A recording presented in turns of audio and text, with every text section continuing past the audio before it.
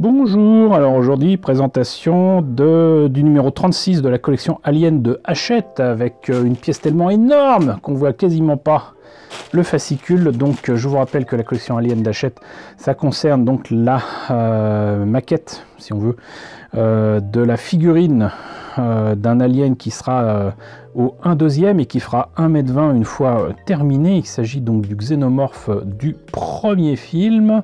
Je me suis abonné pour un ami qui ne pouvait pas s'abonner depuis son pays. Je vous présente les pièces, je vous présente le fascicule, je commente le fascicule, mais si vous voulez voir le montage d'Alien que je ne fais pas, du coup, je vous propose de vous diriger vers les chaînes de deux amis sur YouTube que sont Chris Collection, voilà, Chris Collection qui monte régulièrement les pièces de cet alien et qui vous les montre. Voilà, il fait pas que ça, mais voilà, vous pourrez voir ça sur sa chaîne. Et sinon, donc le Monde d'Ilmic qui également monte l'alien et qui présente souvent plusieurs numéros d'un coup, hein, voilà, parce que comme vous l'avez vu, des fois il y a quand même pas grand chose à se mettre entre guillemets sous la dent. On se complète parfaitement parce que il présente le montage d'Alien, moi je commente, comme je vous le disais, les fascicules et je fouille un petit peu plus dans ce qui est écrit donc dans ces pages. Mais sans plus tarder, ce que je vous propose, c'est de découvrir ce que cache ce gros carton. Alors c'est énorme, du coup, est-ce qu'il y a nécessité d'ouvrir les deux côtés? Peut-être, en tout cas, il faut faire gaffe parce qu'il y a des petites vis et des petits aimants. Il y a une côte quand même. Voilà, donc du coup, ça c'était ce côté-là et effectivement, il y a un faux fond. Pas facile à dire ça. Et là, donc, il y a une grosse pièce et donc là, c'est de la peau. Est-ce qu'il y a autre chose? Non, mais c'est la peau donc de la cuisse droite. Voilà, et c'est une pièce qui est toute molle, vous voyez, où il faut quand même coller avec de le super glue donc les petits aimants qui permettront de mettre ça sur la cuisse. Voilà, un gros morceau quand même, un très très gros morceau. Donc écoutez, on va voir ce que nous réserve le fascicule. Alors, numéro 36, les côtes gauche et la cuisse droite.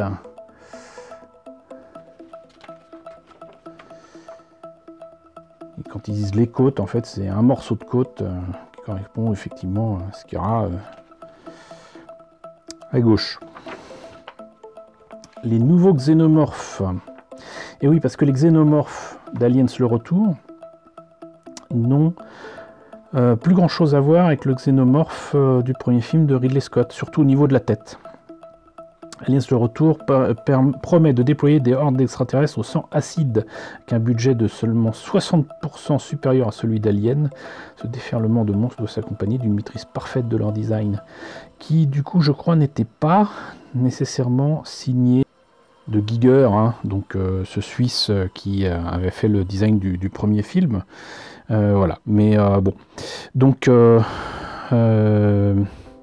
l'extraterrestre sanguinaire du long métrage de Ridley Scott se reconnaît immédiatement grâce à son anatomie biomécanique, ses protubérances dorsales et surtout sa double mâchoire carnassière, achevant un très long crâne réfléchissant. Cet aspect miroir pouvait être facilement géré dans le contexte du premier film, la mise en scène étant entièrement axée autour d'une créature unique. Un dôme trop fragile en démultipliant sa menace extraterrestre, James Cameron sera toutefois très vite à des problèmes techniques liés au fameux dôme, mais pas que ça. Hein, notamment le premier costume, les premières têtes d'Alien, c'était des mécanismes complexes qui coûtent extrêmement cher et qui est extrêmement lent, et c'est pas compatible avec un film d'action. Mais bon, trop fragile pour survivre aux nombreuses séquences d'action prévues sur le planning, trop brillant pour dissimuler les trucs et astuces employés en permanence par le réalisateur et son directeur de la photographie. Dans un premier temps, Cameron contacte les deux principaux concepteurs de la créature d'Alien, mais ceux-ci refusent l'un après l'autre, estimant qu'une suite porterait atteinte à la beauté de l'original. Ok. Le cinéaste trouve alors du réconfort auprès de Stan Winston, son pote, un artisan encore en pleine ascension hollywoodienne qui vient de créer pour lui les maquillages spéciaux de Terminator. La troupe de Stan Winston, dont je vous ai présenté d'ailleurs un bouquin. Hein, voilà, si vous voulez voir et découvrir un petit peu plus sur Stan Winston, Je vous mets le lien ici. Donc, acceptant sans hésiter de donner vie au Xenomorph Mark II, Winston s'entoure d'une équipe de jeunes artistes prometteurs dont Alec Gillis et Tom Woodruff Jr., donc on a parlé il y a pas très longtemps, futur superviseur des animatroniques de Starship Troopers et Jumanji. John Rosengrant et Chen Mahan, qui ont donc travaillé sur Terminator 2 et Iron Man. Howard Berger, le B du studio KNBEFX Group, connu pour Narnia et The Walking Dead. Voilà, parce que dans Narnia, il y a le lion qu'on voit est quand même en animatronique, quoi. Voilà, c'est quand même un peu fou. Matt Rose, sculpteur sur Predator et Hellboy. Bill Sturgeon, donc Men in Black, ou encore Stephen Norrington, qui réalisera plus tard Blade et la Ligue des Gentlemen Extraordinaires. Film plus que nul, mais des décors, des costumes, un casting de fou. Enfin, le film avait tout pour être bon et finalement il est complètement naze. Mais bon.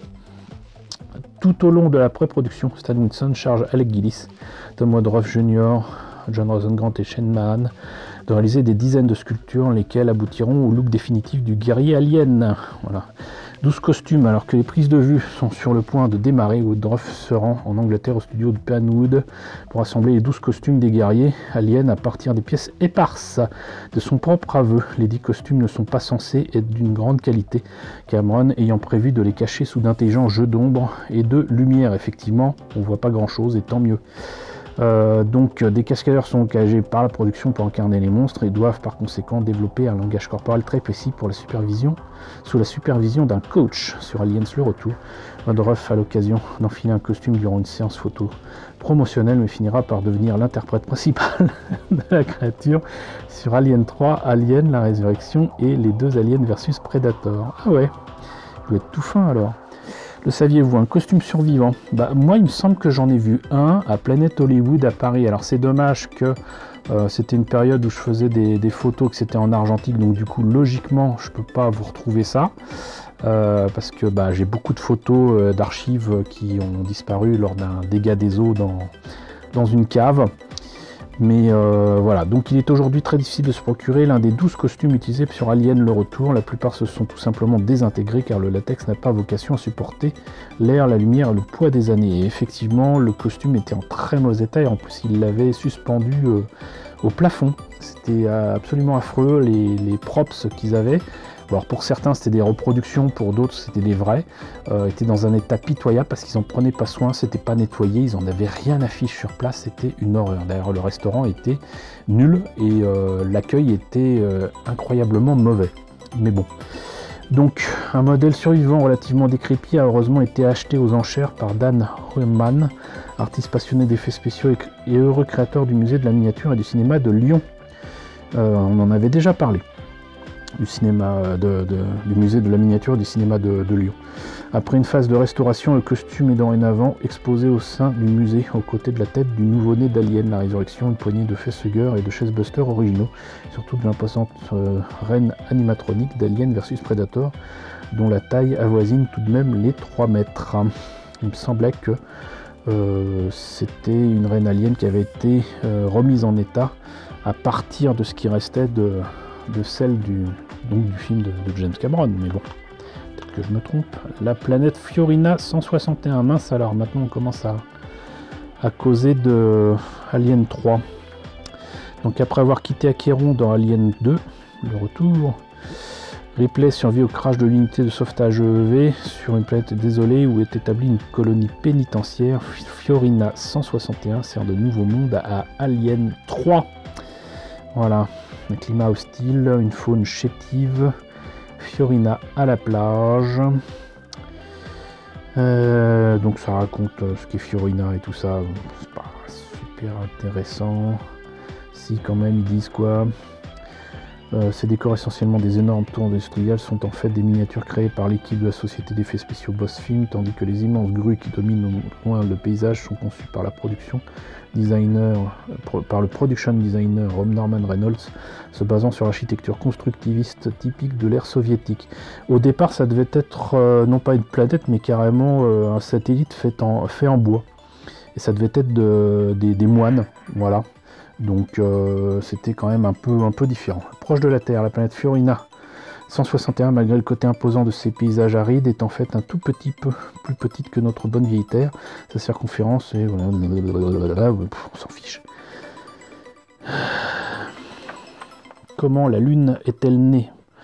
C'est certainement très intéressant, mais je vois pas l'intérêt de mettre ça dans un truc sur Alien. Comme quoi, ils savent pas quoi mettre. Hein.